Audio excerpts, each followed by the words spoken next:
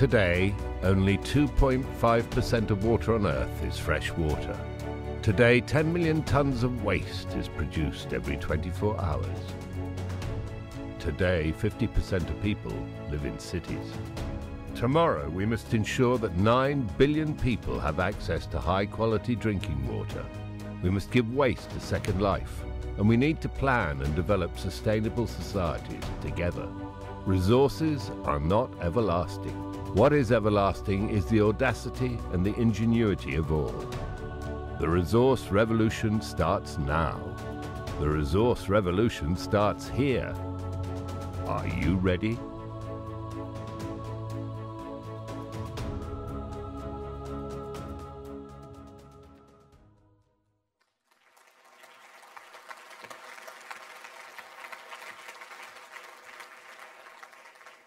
Bonjour à tous.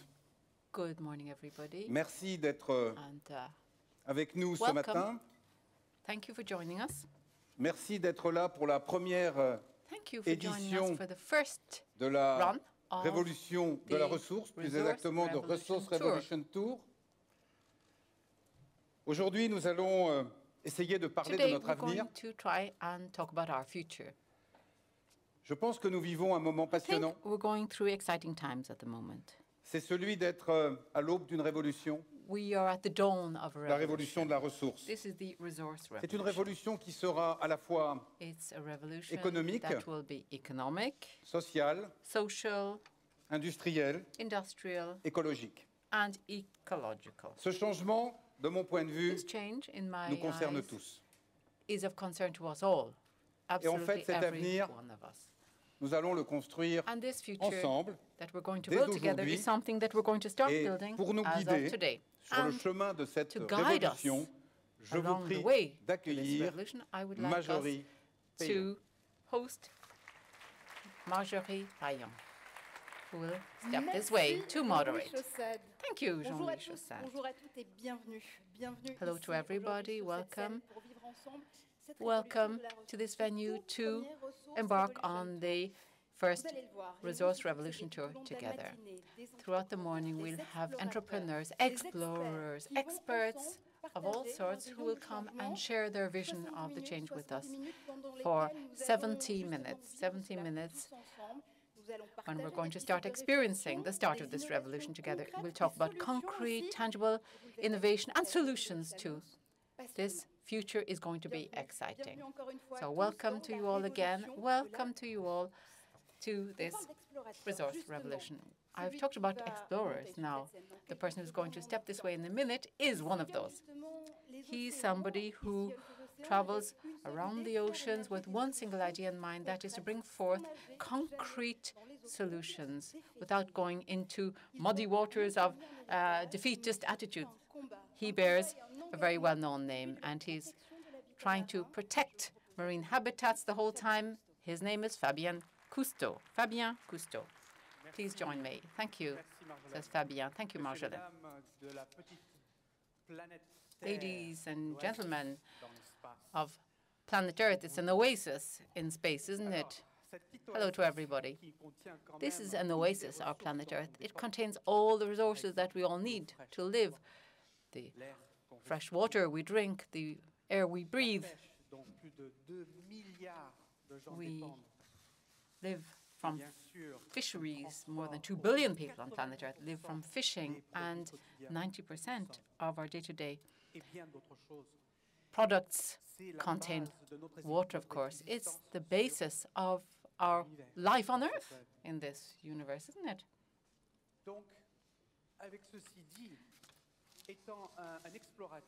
So, as I'm an explorer and I produce films and I'm a witness to what goes on in the oceans, I feel privileged, but I think we have responsibility to shoulder vis-à-vis our oceans. And I'm the third generation embarking on these projects in our family, and I must say we've seen lots of changes going on. Subsea, underwater. You possibly know these people? On the screen, a man well known around the world. He was my grandfather, Philippe Cousteau, a pioneer traveling around the oceans and trying to discover the mysteries under the sea. under the deep blue sea. And he's produced several tools that enabled us to go into the dark depths. He invented something to help us to fly under the sea without problems of gravity. He also produced submarine cameras to enable us to bring back our fantastic images above the surface. That was done by him for more than 50 years. And something that's excited me since I was a small boy is a fairly strange idea, perhaps, is the idea of being able to live under the sea and to be able to build a subsea village in the Red Sea, where he and his team lived for about 30 days. So, in my imagination, I've always wanted to continue pressing forward with this research, to push back this outer frontier that's under the sea, so as to know more about what goes on down there and what can be the dynamic that will imbue the relationship between people and the oceans. It's like a big bank account of natural resources under there, but we've got to think of our future and be sparing of those resources and garner in what we can for the future. We have Aquarius, which is a submarine laboratory based 15 kilometers off the Florida coast, 3 atmospheres. And it is something that's a luxury for us. We have the luxury of being able to spend time under the sea. As our bodies adapt to pressure and absorb maximum 3 atmospheres of nitrogen and oxygen, we can then travel for 10 to 12 hours per day and go and dive deep into the dark depths and come back with information, of course. There's something else that's rather strange, is that for the first time, we've managed to invite people to take part in the expedition round the clock because we had Wi-Fi for the first time in the dark depths. And we had hundreds of thousands of people who went to see what was happening through the cameras live. And my mother was one of those people. She saw me coughing one day. I was getting ready to dive, and my phone rang, and she said, "How are you, my son? Are you doing okay?" And I said, "Yeah." And she said, "But I saw you were coughing. Are you ill? Maybe we should send you a doctor." And of course, well, I was kind of shaken that I had direct contact with somebody out there, especially my mother. But even more importantly, we went into the dark depths and we were part of the aquatic community down there and came back with more than 3 years' worth of scientific databases on themes like climate change, the pH that's starting to be more and more of a problem down there, attacking the carbon structures like coral and crustaceans and plankton, and of course other piece of information to do with the natural resources that our life depends on that are now depleted in certain areas. Look at fish, for example, certain species of fish. We've depleted 60% of the total volume of fish in the world. And this requires a lot of solutions to be found. Having said that, as I'm an explorer first and foremost, we've seen some dynamics too between citizens of the oceans that we were able to perceive other than being there 24 hours a day. If you look at the barracudas being attacked by a small fish, a grouper, it's amazing to see a small fish attacking a huge big fish. They're starting to do things differently down there too. So basically for the future, I think we should be hopeful that we'll be able to go and find resources, even farm resources, blue algae perhaps, that might be a source of renewable energies in the future. Or even better, we might go down deeper and go and see health-wise what we can find down there that might be useful. There are chemicals that have infiltrated into the oceans that are like our veins, like our blood. You can see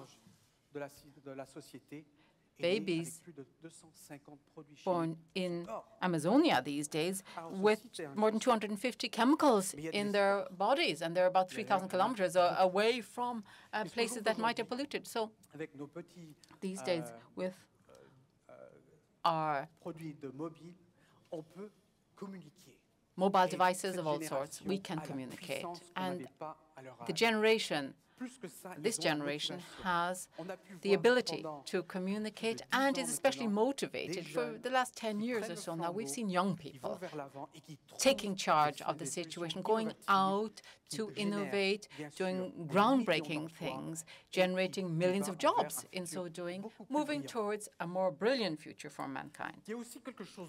And there's something else I'd like to say. It's this growing awareness we have by the public at large that is actually motivating governments around the world to protect our oceans, our 3.5 billion cubic meters worth of volumes of water, with which we have more than 95% of biodiversity on planet Earth, as known to us at least. More than 95% of our biodiversity is to be found in the oceans. And we have the marine protected areas, 1% only that are protected right now. Only 1% are marine protected areas. So this is our resource bank. It's like a natural bank account, a natural resource bank account. We should start living on the interest instead of eating away our capital, in other words. Perhaps in the future we'll have even up to 20% MPAs, or bring it up to 100% if possible, so that we have a robust bank account and can live purely on our interest and not on our capital anymore, and hand that on to our children. And the last pointer towards a more hopeful future is the following. I helped to set up an NGO called Plant a Fish. It's like planting trees, but the idea was plant a fish this time. You're familiar with the idea of planting a tree. Now, we neglected the oceans for so long. It's more than 99% of the volume where there are living species, after all. So why not plant a fish? So with this NGO called Plant a Fish, we plant communities around the world, in the Maldives, for example, or in Florida, where children go and plant mangroves by the beaches.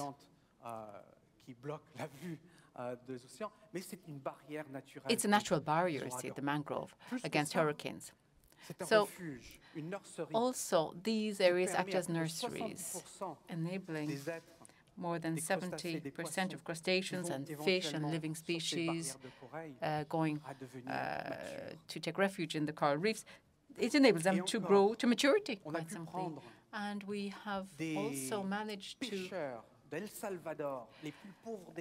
go to talk to very poor fishermen in El Salvador. They make their living out of natural resources, marine resources, to feed their children. They live by fishing. We've actually made them into active ecology players, too. In the space of 3 years, we worked with them and motivated them to release more than 760,000 turtles, but also they set up a cooperative in El Salvador for ecotourism that now has replaced their former means of livelihood, so they can now not just fish for a living, but invest in their future in ecotourism as well. So that's just a success story from El Salvador. My grandfather told me something interesting when I was young, is that people protect what they like or what they love, and they love what they know, and they know what we teach them. So in order to protect these resources, in order to have a more shiny future ahead of us, we have to know what we're talking about. We've got to press forward, and I think our future will be bright. Thank you.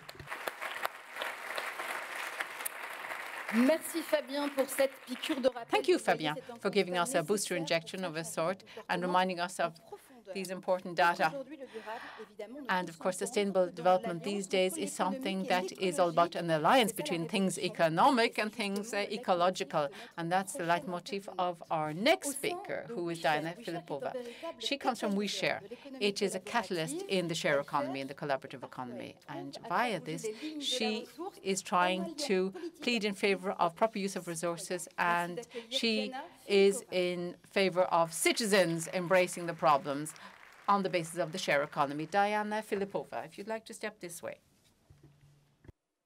Bonjour. Hello, everybody. Let's try and imagine the world in 2025. An urban population that will be twice as large as it is currently. Twice as much wealth produced. Energy demand that is twice as large. And twice as many millionaires, twice as wealthy. Twice as many people not having access to drinking water. And twice as much waste produced every single day. So we'll be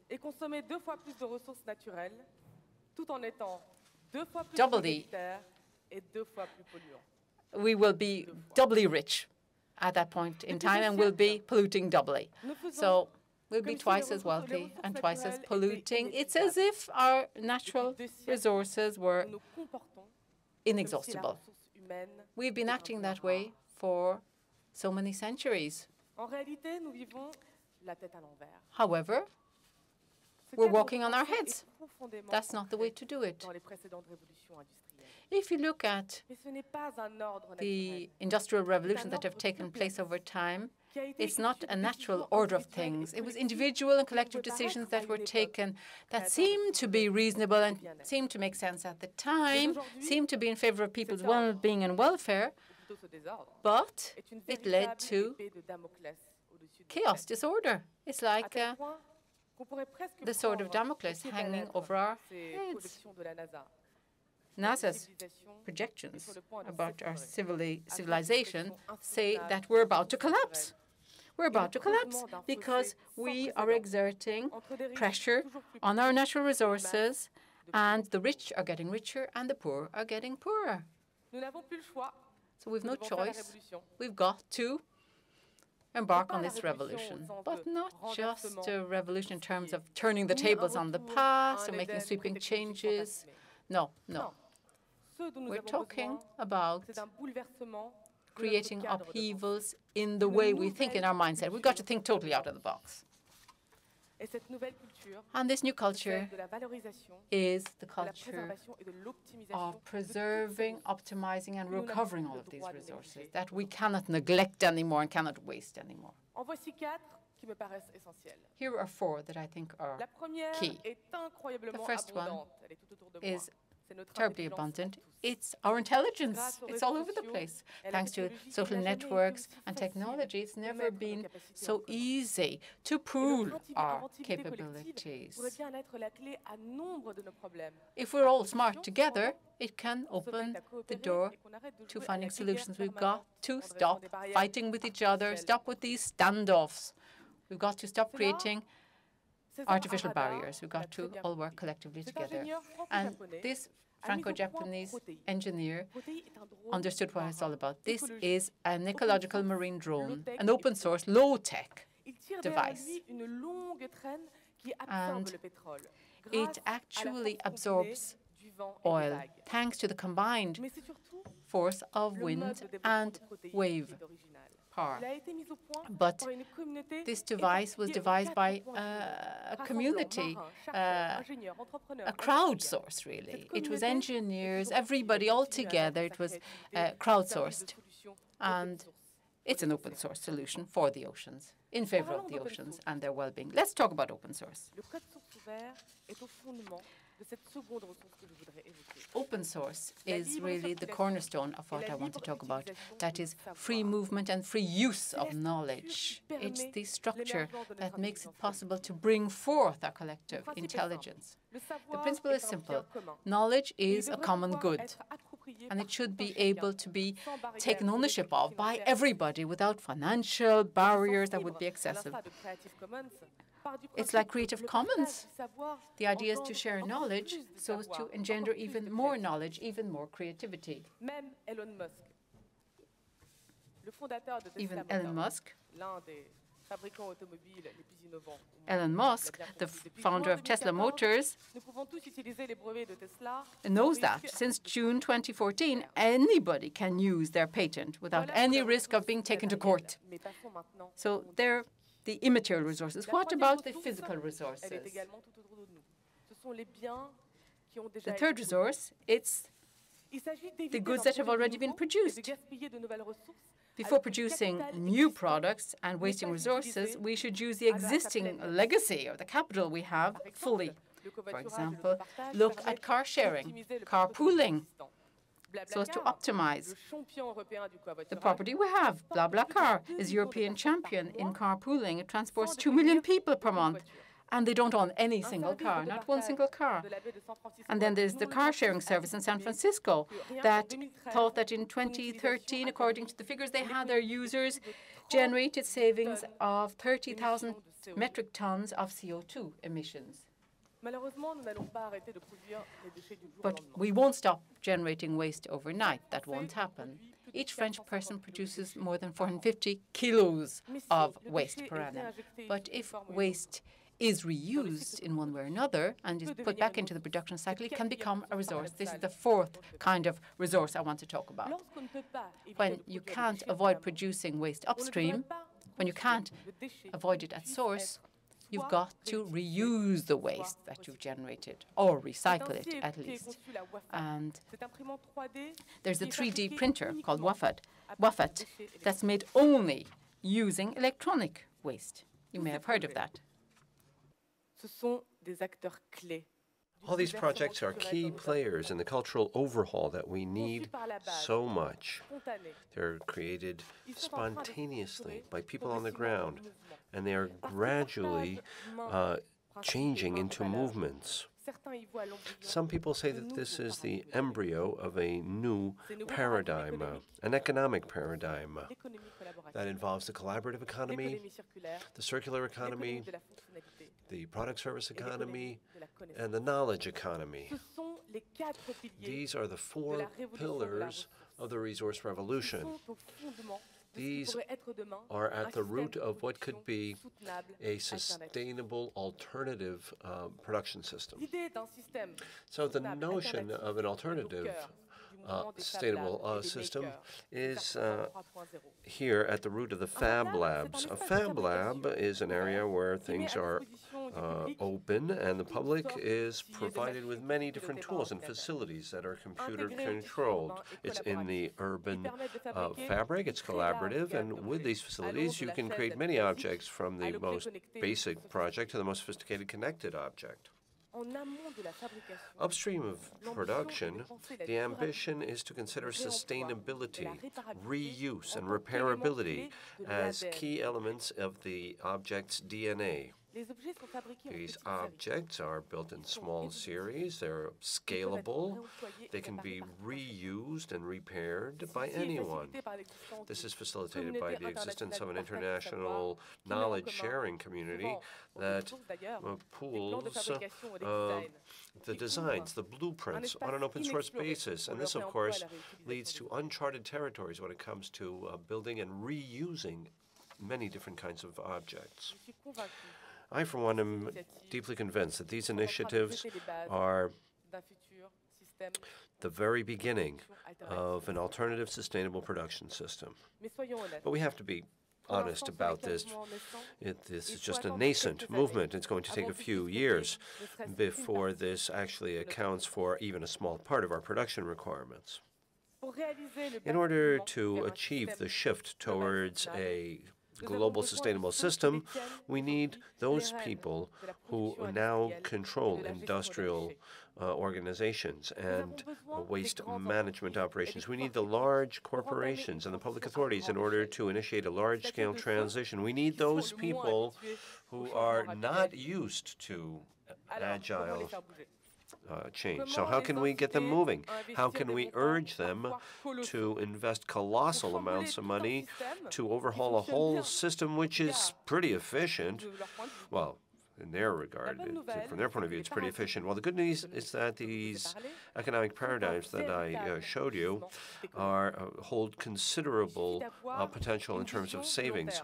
All you need to have is a long-term, somewhat radical vision. This long-term vision is what led Ellen MacArthur, one of the most famous British women of the sea, to create the Ellen MacArthur Foundation, which wishes to bring about a radical new paradigm based on the circular economy. Ellen MacArthur became aware of the finite nature of resources, especially in the middle of the ocean, 4,000 nautical miles away from the nearest civilization. Everything on board is counted to them in very minute terms. So she transposed this idea to our economic system. What we extract from nature, we produce, and we produce waste. This is a linear way of doing things, but of course it cannot last. On the contrary, all the resources that we use should be naturally given back to nature or repaired or recycled.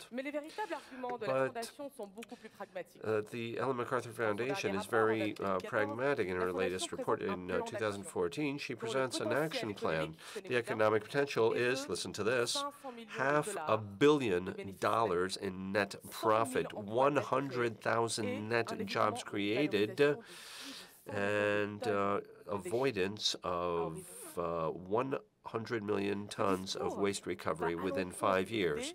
This runs against the idea that sustainable economic operations go against growth and profit. Campanori in Italy, they've initiated a zero waste approach. In 2007, the aim is to drastically minimize waste, especially those that are not reused or recycled. 2 years later, 2009, Campanori achieved 2 million euros in savings that were reinvested into new facilities. And the equipment made it possible to cut the waste collection bill by 20% for the citizens, and many jobs were created. Well, contrary to what traditional economists believe, this may be not enough. This may not be enough. What you need is a social environmental vision, of course. The case of Patagonia is a shining example. Quite a case in point. This is a California-based organization that was created in 1973, and it manufactures technical clothing using recycled material only. The social environmental mission is clearly embedded in its strategy. Therefore, the decision it sometimes makes may seem to go against its immediate economic interest. For example, they encourage customers to buy used clothing instead of new clothing. But according to Patagonia's managers, this irrational or apparently irrational behavior is at the heart of sustainability. And it leads to much better behavioral patterns, both on the part of customers and employees. So all these examples, Patagonia, the Ellen MacArthur, Campanori, and many others that I cannot mention for lack of time, are a definite source of inspiration for us. Unfortunately, there are not enough of these examples. It won't be enough if one or two companies move on to the circular economy. It won't be enough if just a handful of towns and cities decide to go for zero waste. All local distributed initiatives will not be enough to move on to the third industrial revolution. The revolution of resources will result from all these actions, not multiplied by 2, but by 1,000, by 1 million, by 1 billion. Today, we need to become aware that cosmetic operations are not enough. What we need is a total warfare strategy, And the Resource Revolution Tour is the first sounding alarm in this battle, which is beginning. So, I do hope that you're ready for this revolution. And what Diana has just described is the idea of the anticipation of resource from waste, a new definition of zero waste, basically. All you have to do is look around you. The waste and resources can be found everywhere. As a matter of fact, there are new raw materials. And this, of course, is with considerable wealth. And when it comes to recycling and reusing, well, we have quite a speaker who's an entrepreneur and a journalist, because in order to have an impact on the world, he founded an organization that he will describe to you. Our next speaker is Christian de Boisredon. Bonjour. Good morning. I have a question for you first. What do you feel when you read the press or listen to the radio or watch the newscast on television? How do you feel? Depressed, right? Yeah, I've always wondered why the media address problems more than solutions. And one day I understood. I asked a journalist, he said, well, trains that are on time are of no interest to anyone. Good news is no news. The Anglo-Saxons tend to say good news is no news. So all these solutions, all these positive revolutions do not seem to interest the media. I find that shocking. When I was 25, two friends and I went around the world to meet those men and women who are moving the world forward. It was the first round-the-world tour that was webcast. And in Chile, we met two young people. And in the 80s, they were wondering what they could do to help people, but really help them with sustainable solutions. They were scratching their heads, they were looking for ideas, and one fine day they came across a press article that spoke about Mohammed Yunus and the very first credit bank in Bangladesh. And they said this was great. This was in the 80s. And they said, well, if it works in Bangladesh, it could work in Chile. And they created the first microcredit bank in Chile, and 25 years later, they look behind and, well, they've created 100,000 jobs. And I figured, well, it's incredible. If the journalist had not written that article, he would not have changed the lives of 100,000 individuals. And he doesn't even know that. The journalist doesn't even know that his story had that impact. Now, of course, journalists have to point up problems for us. They have to whistleblow, of course. But when they convey the good news, when they speak about solutions, they are a source of inspiration to us. After our Around the World tour, there was a publisher who wanted us to write a book. We were not very good writers, but anyway, the book became a bestseller. It translated into several languages, and I figured, hey, people are interested. So why don't journalists all over the world deal with the solutions more often? First, I spoke with the head of Libération, French daily, and we were told, well, we're not going to spike our sales with that.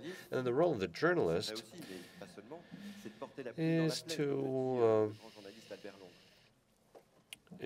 hit where it hurts, as journalist Violin used to say. But he said, my chief editor is an idealist like you. So I spoke with Didier Pourquerie, and he said, I share that vision. Let's have a special issue where 2/3 of the material would be solutions. He spoke with the journalist, and they said, are you crazy? We're not going to be positive like that. And he said, well, too bad. Anyway, we have a deadline. It's the 26th of December. You'll all be on vacation, so we'll do it with freelancers. Not a problem. Now, on the 26th of December, indeed, that was the deadline that management had given us, because it's one of the worst days when it comes to selling newspapers, and there are no advertisers the day after Christmas, so it was not a very risky deal.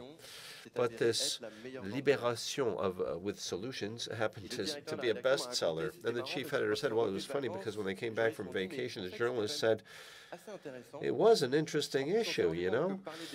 And they had read it over vacation. And of course, when you deal with solutions, it means you deal with the problems, right? So there's something in it for everyone, basically. But if you do it again, they said we'd have to be done more seriously. And we'd have to do it ourselves, professionally, they said. And that is exactly what we wanted. We wanted to get the wheels in motion. And as a matter of fact, all the following issues were very successful as well when it came to providing solutions. Then I created Spark News in 2012, and I figured let's do this with the largest media the world over.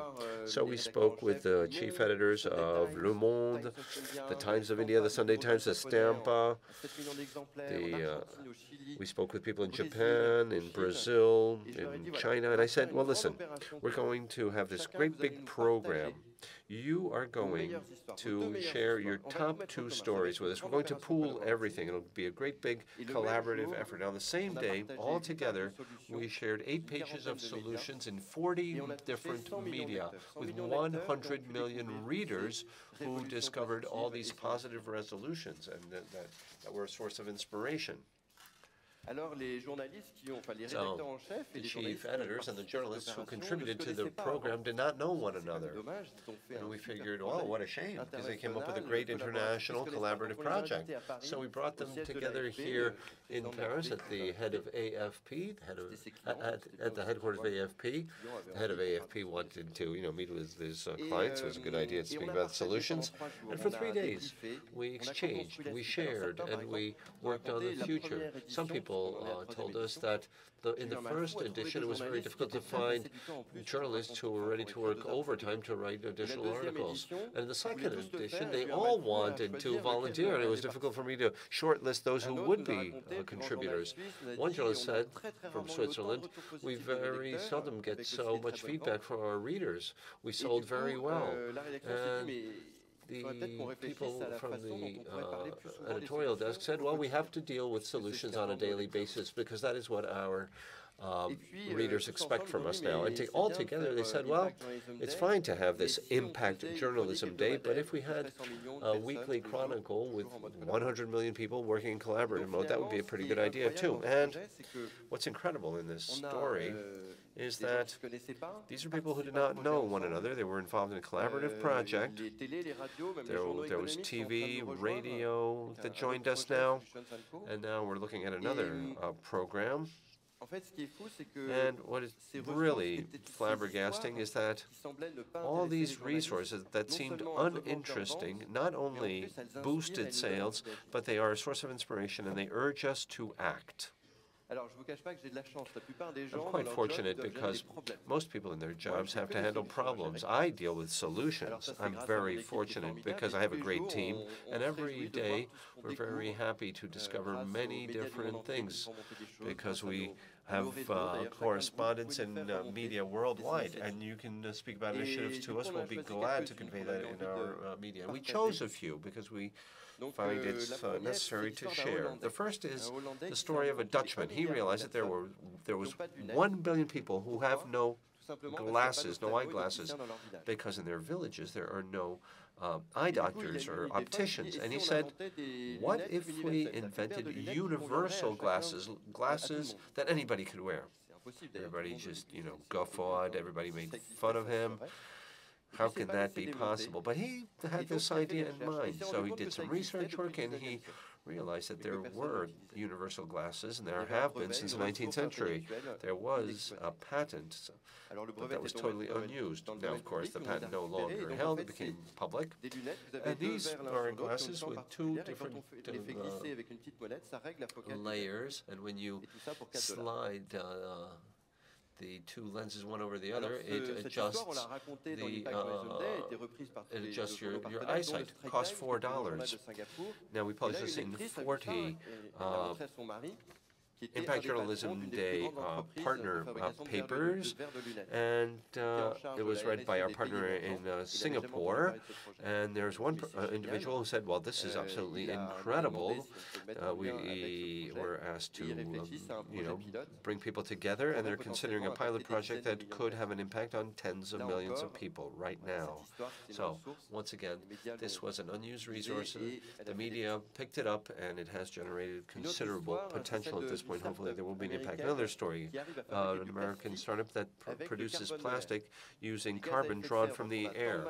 The greenhouse gases that we find so difficult to dispose of, well, are transformed into plastic used for computers, notably. Another story. Rainer Novak, he's from Estonia. This country is really is becoming unsightly because of uncontrolled landfill. SUEZ Environment has no operations in Estonia, unfortunately. And Rainer Novak said, well, we have to do something. We have to clean up because the government can't afford to do that. We citizens have to roll up our sleeves. And he launched a crazy idea. He told his fellow citizens, let's clean up the country in one day. It'll be cleanup day. He developed an iPhone, a geolocation app, so everybody had to geolocate waste areas, so people would sign up depending on the requirements. And on the day, 4% of the population turned up, and in 5 hours' time, they cleaned up the country. From the waste, he created the biggest ever event in Estonia, a source of great pride, a source of inspiration to 70 countries in the world. One final example, one of my favorite, the story of a orchestra conductor in Paraguay. And he had a dream. He wanted to provide music to the shanty towns so that the kids could play classical music.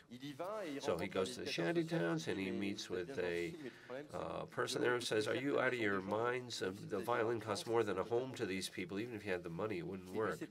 But that was not enough to discourage him. So he met with different people, and he met a rag merchant called Nicholas, whose job it was to pick up waste from the landfill, to recycle whatever he could do, produce tables, furniture, lamps, toys for the kids, and so on. Use metal and so on. And the orchestra conductor was impressed by the talent of this rag merchant. And he said, well, could you produce a violin? And the guy said, I don't know. I've never seen a violin. I've never heard a violin. So he brought a violin and he said, this is what it is. Do whatever you can. And a few weeks later, he built a violin made up from the waste taken up from the landfill, and he played on the violin, and it sounded just like a violin. And so he created an orchestra with saxophones and double basses and so on, and the kids learned how to play music, and they even went around Europe playing music. But I have a film to show you that. It speaks louder than words.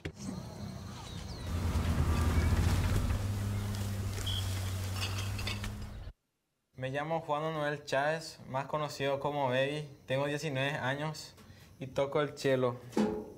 Este cello está hecho de una lata de aceite, la madera tirada en la basura y suena así.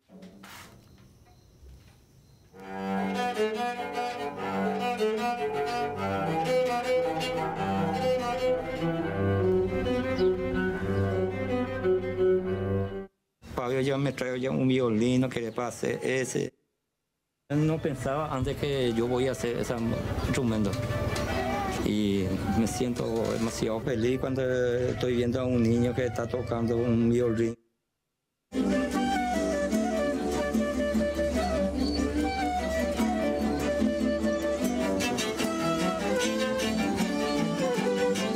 Nosotros realizamos con esa orquesta conciertos en Europa. Tocando en centros educativos, tocando en conciertos. Con esta filosofía transmitimos este sueño de la orquesta de instrumentos reciclados, las melodías de la basura que conmueven el corazón y mueven esa llavecita del sentimiento más profundo de los niños y jóvenes que empiezan a replantearse su propia vida en la que tienen todo.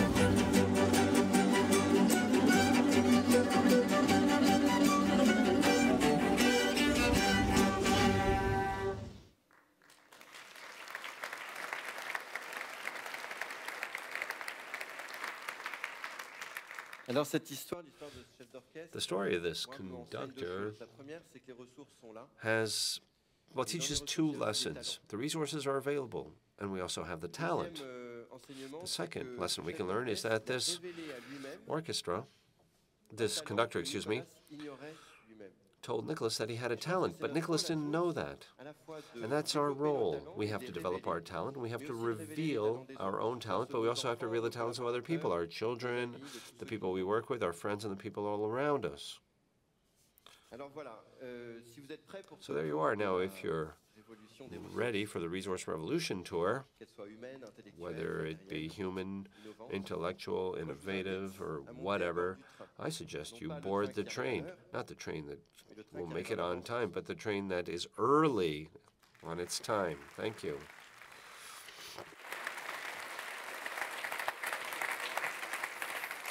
Train that's ahead of its time. Yes, this is a revolution. It's something as simple as that often, as Christian de Broedon has just recalled via his tour of the world of positive information. And I think we should continue on this trip together. Let's go to India, let's go to France and the US with a slogan that sounds like a mantra. We can do better with less. Do better with less.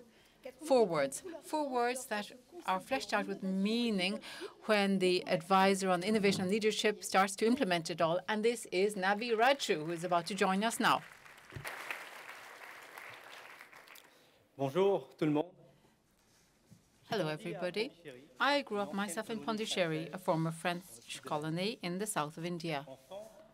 As a child, I saw that resources were scarce around there because the climate was very dry and water distribution, therefore, was fairly rationed in my town. Water was available only a few hours a day. I took a shower a few times a week just using a bucket of water.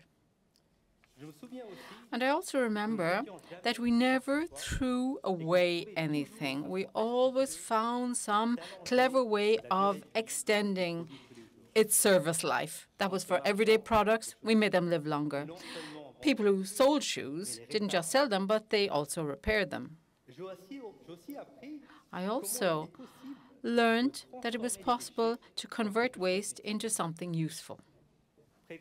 Close to home, there was a man who collected old magazines and books in the English language, and he rented them to me for a few cents. So I was able to devour them and learn the English language in a fairly frugal way. Didn't cost me much. So after spending my first 20 years in the Southern Hemisphere like that, contending with scarce resources, I came up into the Northern Hemisphere because I was attracted by this promise of abundance. I did IT studies here in France. Then I went over to the United States and started to work in Silicon Valley for several years as a consultant with large Western corporations. I helped them to become more innovative. In the Western world, we tend to associate progress and innovation with more. It's always more. You create, you purchase products that are more and more sophisticated, technologically speaking.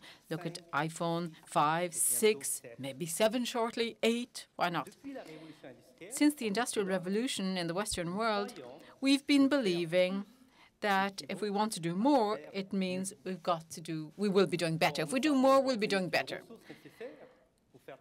That's our paradigm. But now we know that the resources that are necessary, especially natural resources, are actually scarcer and scarcer these days. So 10 years ago, I came to the awakening that we're going to have to radically reinvent the way in which we innovate in the Western world. Instead of doing more with more, we've got to learn how to do more with less. My own personal experience taught me that this model for innovation that would use resources more efficiently actually already exists in the Southern Hemisphere, where people live with less. That's par for the course. That's normal living down there. So I decided to go back to my roots, back to basics, and I started studying how developing regions like India, China, Africa, or South America were capable of developing in spite of a huge scarcity of resources in terms of capital, infrastructures, energy, or water, how they managed to actually get by and develop nonetheless. So I discovered that the entrepreneurs and the companies in the emerging countries had a rather unique mindset. They looked at the resource constraints not as being a showstopper or a roadblock, but as being an opportunity to innovate and create economic value and social value for their communities. Take the example of Kelvin Doe. He's a teenager from Sierra Leone. He went and scavenged materials out of people's garbage cans to build a generator to supply a whole village with electricity. And then he built his own radio station. It's still working these days. Kelvin has demonstrated that it's possible to recover resources and create things new using waste. Let's go to Peru next. There's an engineering school in Lima that invented a huge advertising hoarding. The surface of it absorbs the humidity in the air and condenses it in a water purifier that produces more than 90 liters of drinking water per day. Here you see it. So this ability to create more value by using fewer resources, it's something I've called myself frugal innovation. Frugal innovation is a breakthrough strategy for two reasons. Firstly, it creates more value for all of the stakeholders, that is, the shareholders, of course, but also consumers and society at large. The second reason is that it seeks to reduce not only financial resources, but also natural resources, and especially time, which is the scarcest resource around and the most valuable resource.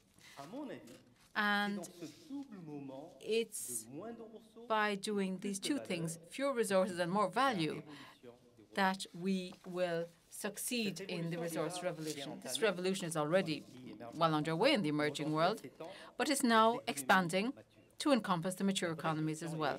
The question is, how can a company come on board, come into this revolution and avail of this revolution? And as I've done research into several pioneering companies that have already espoused this resource revolution in the past, I'd like to share with you 4 key principles that show that you can use the idea of doing more and doing better with less. The first principle consists of reducing the distance between supply and demand. We produce goods these days that are sent over thousands of kilometers towards the consumers who will use these goods. So there's a geographical distance, it's consuming energy, and it's generating a lot of waste. Now, just imagine that we could shorten that distance and produce more locally, closer to where the demand lies. Produce products locally in smaller quantities and use much fewer resources in so doing. Thanks to 3D printers that are becoming more widely available and Fab Labs and tech shops opening up in all towns and cities, you can make your own goods in your own district. So if you can manufacture locally, you can start thinking of making your own medication. Why not? Novartis is currently testing out a new manufacturing principle called continuous production, co-developed with the MIT. It's taking place in a micro plant that can manufacture medication 10 times faster and 50% cheaper, whilst reducing the carbon emissions by 90%. It's unbelievable. Another way of reducing carbon emissions is to recover waste. That's the second principle for frugal innovation. Instead of recycling your waste in a closed circuit, in a closed loop, try and creatively reuse it so as to offer more and more value to more and more individuals, opening the pathway to what I call the spiral economy.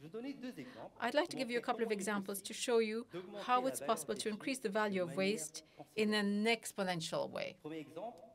Take the example of Schools for Future. This is a company that encourages the 65 million inhabitants of the shanty towns in India to collect plastic waste that they find in the streets and use this waste to pay for the education of their children.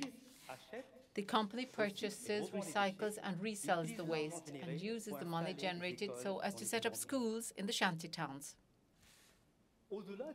Over and above the visible waste, there are also other kinds of waste that are invisible that we try to get rid of too, that can have a lot of value nonetheless.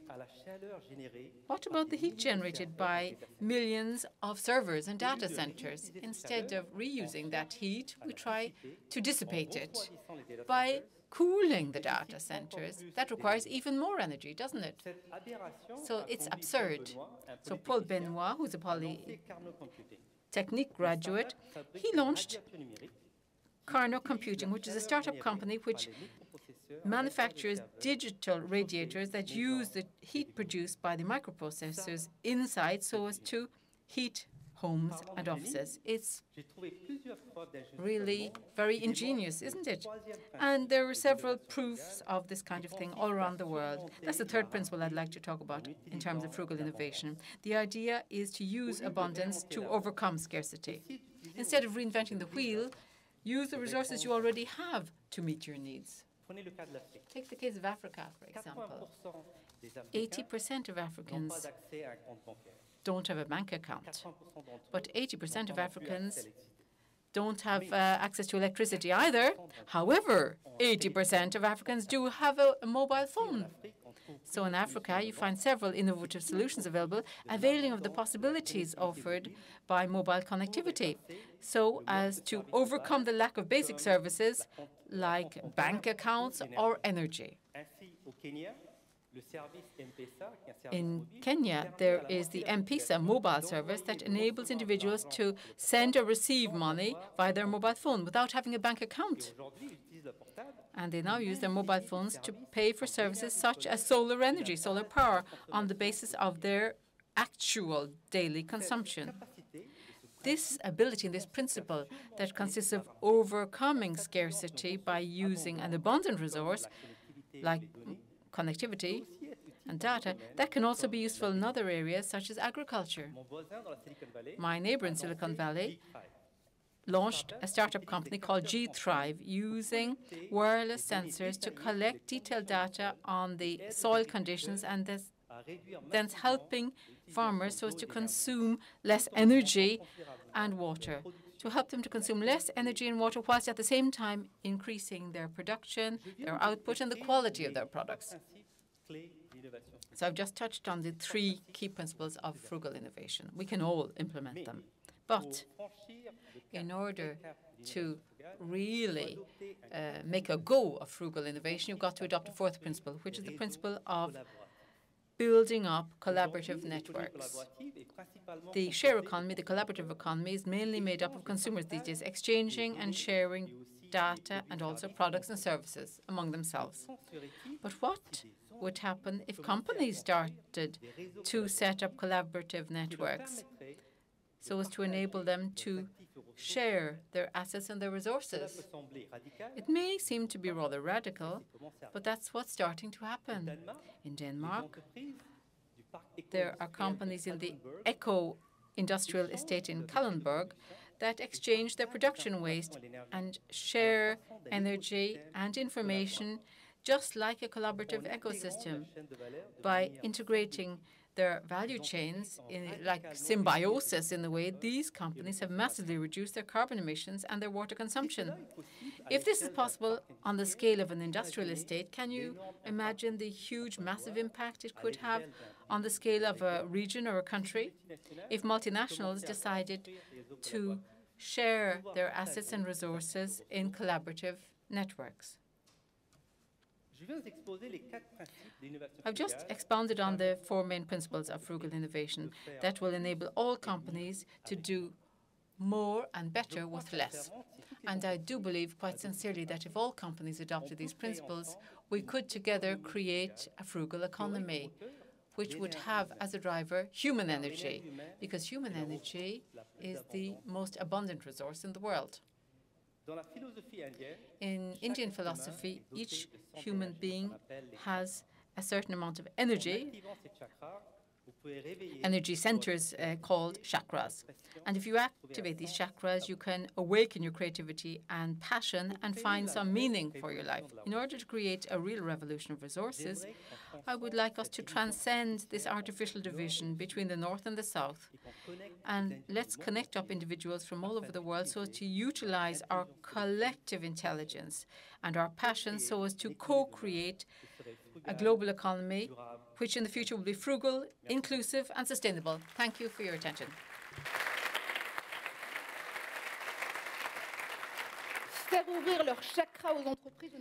Open up your chakras to companies. Yes, that sounds good. So you see what we've been hearing this morning. It's really brand new. It's a new revolution. It's a new way of living with our resources and of living, quite simply. And all of you here in this room, your entrepreneurs, your companies, your voluntary organizations, NGOs, you all play a fundamental role, a key role. If we address this new economy, this new vision of the resource differently, and you all embrace this movement, everybody will benefit from it. You will be working differently with your teams. You will look differently upon the evolution of the ecosystem that you all operate in. So an industrialist has actually gauged the importance of this role, because we still have to answer the question about the vision we're being brought towards with this resource revolution. I'd like us to welcome the CEO of SUEZ Environment, Jean-Louis Chaussade. Mr. Chaussade, if you'd like to step this way.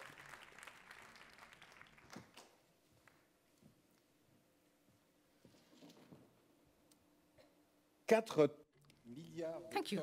4 billion tons of waste produced every single year. That's the number. 80% of electricity on planet Earth generated using fossil fuels.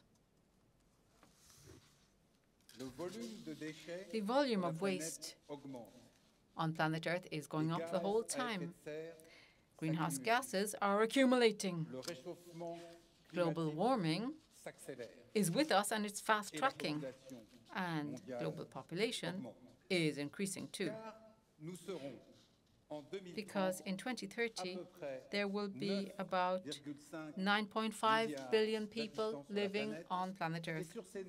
And out of the 9.5 billion inhabitants, we'll have about 40% who will be living in water-stressed areas. So you'll say, perhaps, there is an issue here. Yes, there is a difficulty. How can we reconcile all this? Yes, but I would say that probably the problem is part of the solution. It's clear that we cannot continue consuming materials, resources like we have in the past. Therefore, we are at the dawn of a revolution. This revolution will be industrial and environmental. It will be local and global. It will be individual, collective, and collaborative. There is one thing that is sure and certain, is that this revolution is the resource revolution. Because I'm absolutely convinced that we cannot continue extracting, mining, consuming, throwing away, where I think, on the contrary, we should be trying to preserve, trying to recover, reuse, and sustain. That is what it's all about. That's the resource revolution. We have to go from a linear economy to a circular economy. As I was saying a minute ago, it's clear that we have to come to terms with a new reality and at the same time new constraints. Constraints of a finite world. So the revolution we've got to invent must be a revolution which will be circular, concrete, and collaborative. Collaborative. That means that we, as citizens, we as companies, We as public authorities have to work together so as to try to come up with solutions together. It must be concrete, tangible. That means that the solutions we'll find must be basic, down to earth, pragmatic, practicable, simple. And also it must be circular, this revolution. No doubt we'll have to disconnect the creation of wealth from consumption of raw materials, that is. I'm quite convinced that we've got to invent secondary raw materials. I think also that we've got to put a price on materials. It could, for example, be the carbon price. In any case, if we wish to preserve and recover and reuse and sustain resources, we are going to have to find solutions for the future. And I'll give you a few examples of what solutions we might find. What about recovery, one of the three key pillars in all of this? We've got to recover and reuse resources. Water, for example. Take the case of water. SUEZ Environment is familiar with water recovery and reuse. It's one of our core businesses. Water is something I'm very familiar with myself. I started my career in the water business. So we've got to reuse, recover water. This is a fragile natural resource. It's scarce, but it's vital, of course. It's one of the essentials of life. And given the scarcity of water, we find an excellent example here of the general problems to do with the scarcity of our natural resources, because we've got to manage the scarcity in terms of quality and in terms of quantity. So it's a good example of scarce resources in general. And we must manage it properly no matter what the circumstances are, no matter what the challenges are, or the projects we have in hand. So I'd like to illustrate what I'm saying by talking about a project that I like particularly myself. It's a project we're involved in a country where we have quite an important footprint. I'm talking about Jordan.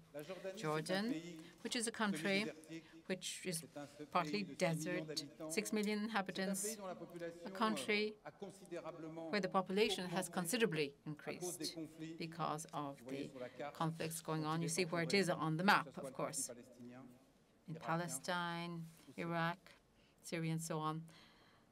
There are conflicts around Jordan. So, as I say, it's semi-desert. It's a country where available resource in terms of water per capita, it's 145 cubic meters of water per year, per capita. So it's considered there's a water stress once you get below 1,000 or 800 cubic meters per annum per capita. So the Jordanian government asked us to help it out in supplying all of its population with water. You see here a picture of the city of Amman. It's 2/3 of the population of Jordan, by the way, in the city. It's 1,200 meters altitude. And we embarked on 2 projects there. I'll talk about them. For water supply. The first one consisted of using saline water sources by the Dead Sea, treat, that is desalinate the water, and bring the water to Amman up 1,200 meters altitude. Don't forget that the Dead Sea is at -400, so we had to bring it up 1,600 meters, and bring water to districts which prior to that had no water. And the second major project we have been involved in to support the Jordanian government consisted of setting up a large pipe that we now manage, 325 kilometers long, bringing water from the border between Saudi Arabia and Jordan. This is groundwater, fossil groundwater, pumped up and brought up towards the capital, towards Amman. These are 2 major actions we've undertaken so as to guarantee water supply to the city of Amman.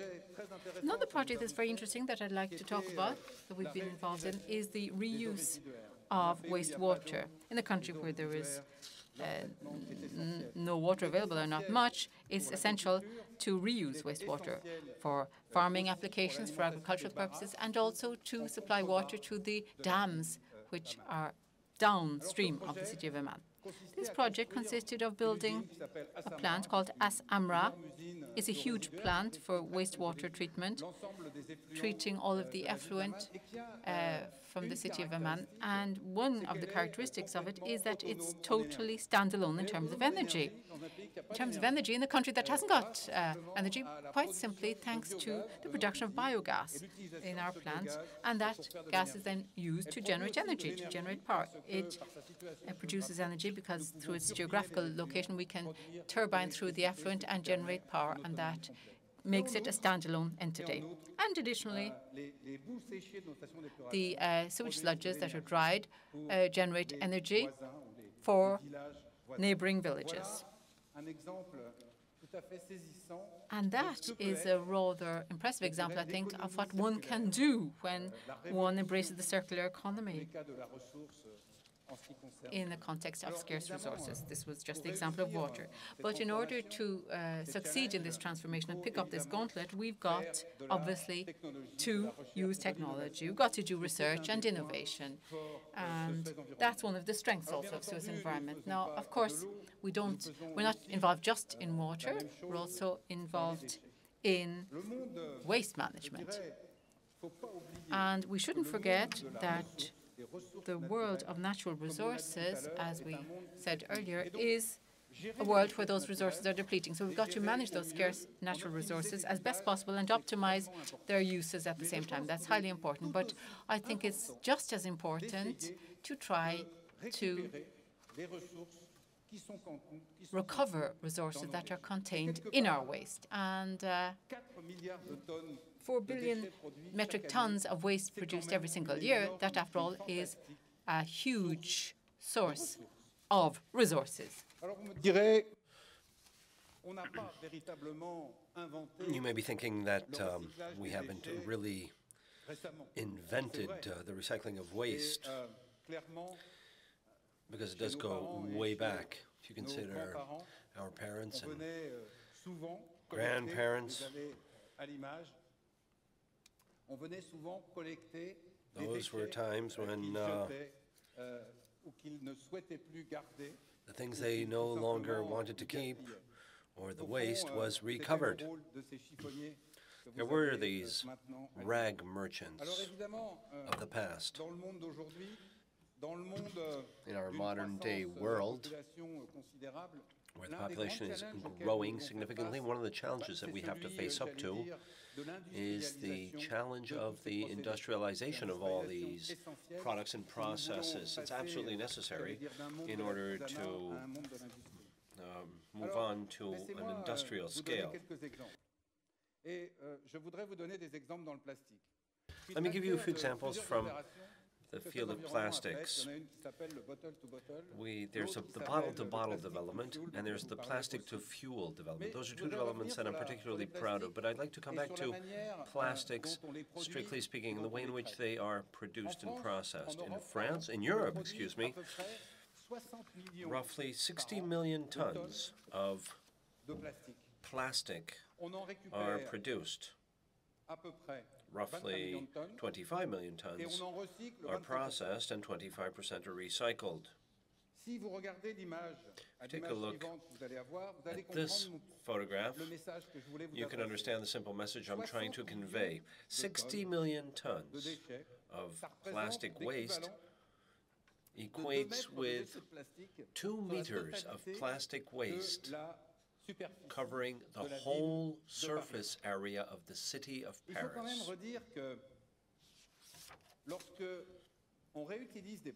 When you reuse plastic, you consume 80 to 90% less energy than when you produce plastic from scratch. Therefore, I think it's very important that we try to collect and recycle this plastic, which is why we initiated two major measures recently. SUEZ Environment created a plastic lab, which is called the Plast Lab. This is a laboratory where we try to analyze, characterize, understand the ins and outs of the plastic we collect, and we try to find the solutions that will enable our clients to reuse that plastic. Another interesting example is the bottle-to-bottle, whereby plastic bottles are manufactured from used plastic bottles, and there's plastic to fuel as well. We have a unit in Bristol in the UK which produces gas oil that you can use in your car, and that is made from plastic. So with 1 kilogram of plastic, you can produce 1 liter of gas oil. All this to say that the recycling of plastic is of consequential merit. And therefore, it is possible to build, it is possible to produce, it is possible to manufacture new products using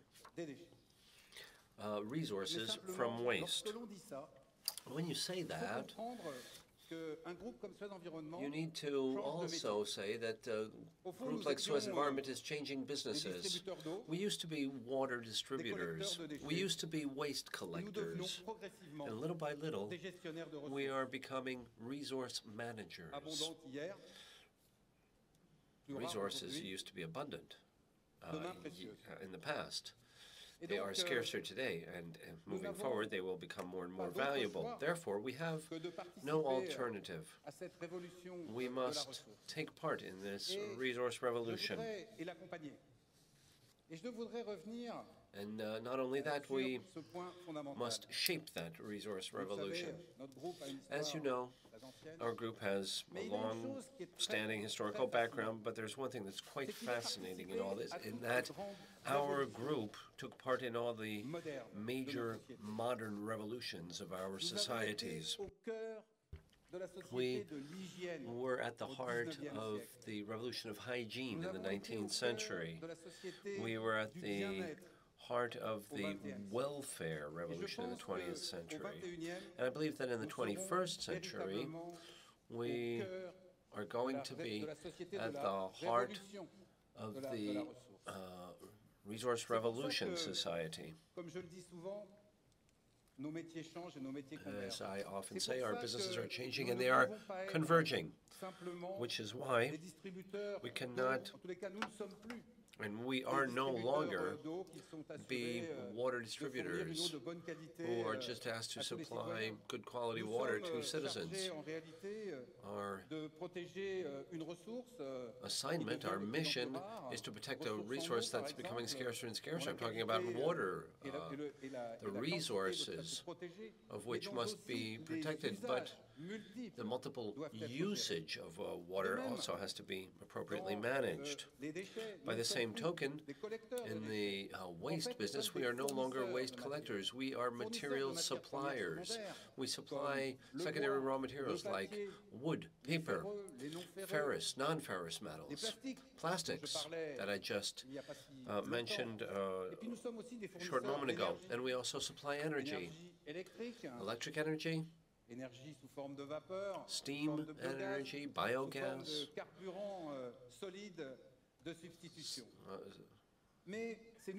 solid substitution fuel. But these new businesses are such that the company must be both local and global. We have to be industrial as well as cross-functional. Therefore, we must conduct our historical businesses with the same human touch, with the same grasp of the human dimension, with the same grasp of the local dimension. But at the same time, we must give our organization this will to become global and unified. Our competitors are global in nature. Most of our suppliers are international. Resources are global.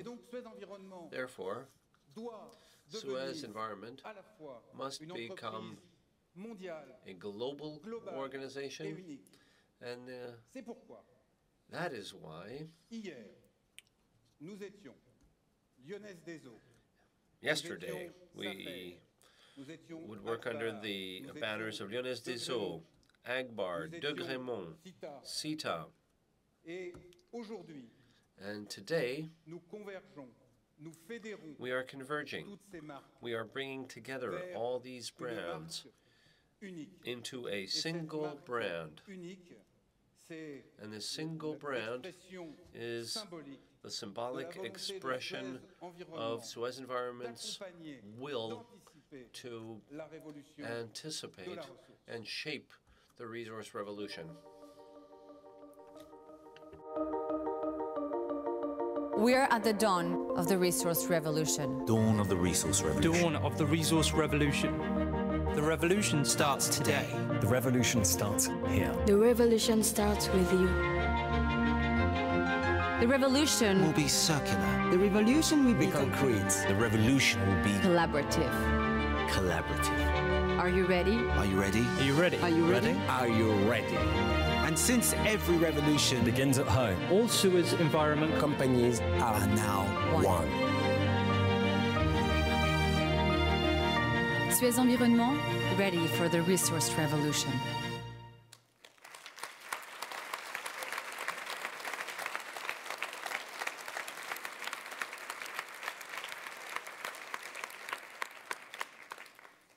Je dois avouer que je le trouve très beau. I must say, I find it beautiful, to tell you the truth.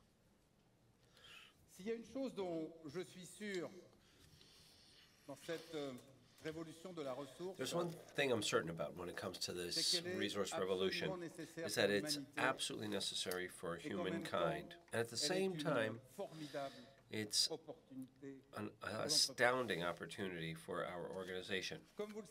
As you know, at the end of this year, the whole world will be in Paris.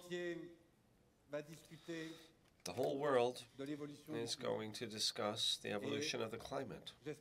And I do hope that decisions will be made in order to minimize global warming 2 degrees. By 2 degrees, but whatever, 2 degrees by 2100. But of course, I'm convinced that although decisions may be strong, they may not be enough. Therefore, we, companies, must bring our forces together in order to move this resource revolution forward. I'm deeply convinced that we need to protect resources. I'm deeply convinced that we have to make the most of our waste. And if we are able to do that, we shall make the resource revolution sustainable. Our history, our businesses, our know-how, everything is pushing us forward to become a strong player in this upcoming revolution. Thank you.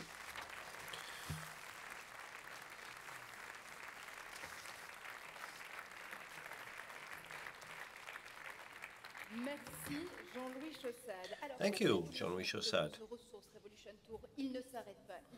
Now, the Resource Revolution Tour is here in Paris, but it's also going to cover other continents. Yes, because as we've all said, this revolution is global, it's circular, which is why within a few hours' time, the Resource Revolution Tour is going to move. It's going to go from Paris to New York. And then it will go to Beijing. So I think that these announcements bring this presentation to a close. I would like to thank all those who are here in attendance, all those who have been listening to us, all those who have taken the floor and who have expressed testimonials, ideas, which of course strengthen my determination to make SUEZ Environment a pioneer in the resource revolution. Thank you, everyone.